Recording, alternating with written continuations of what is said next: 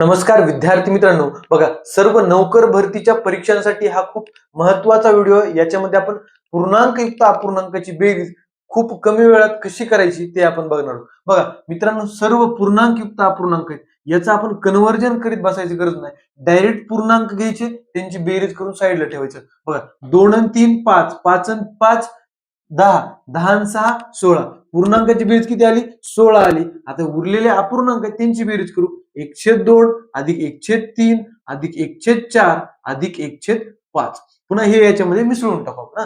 चला बघा, प्रत्येकाचा छेद वेगळा आहे। अपूर्णांकाची बेरीज करताना आपल्याला छेद समान लागतो। छेद समान कसं करणार? या सर्वांचा आपण लसावी घेऊ। 2 3 4 5 याचा लसावी घेतला तर किती येतो? 60 येतो। म्हणजे प्रत्येकाचा छेद आपल्याला 60 करायचा आहे। मग विद्यार्थी मित्रांनो, मला सांगा, 2 ला 60 करायचे, कितीने गुणावं लागेल? 30 ने गुणावं लागेल। 30 दोन्ही 60, म्हणजे 2 च्या वर किती आलं? 30 गुणिले 1 30 आलं, खाली छेदात 60 आलं।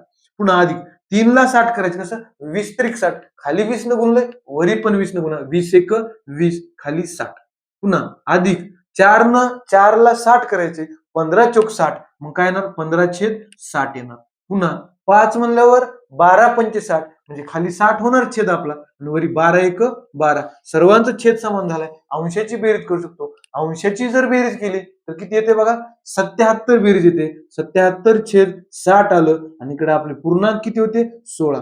आता मित्रांनो, 60 पेक्षा अंश मोठा आहे, म्हणजे इथे एक पूर्णांक निघू शकतो बघा। 60 1 60, 60 1 60, उरले 17, म्हणजे इथं जो एक पूर्णांक निघालता तो ह्या पूर्णांकामध्ये मिसळा। 16 आणि 1 17, उरले इथं उरले 17 उरले होते, छेद 60, म्हणजे आपलं उत्तर काय आलं? 17.17/60, पर्याय क्रमांक 2।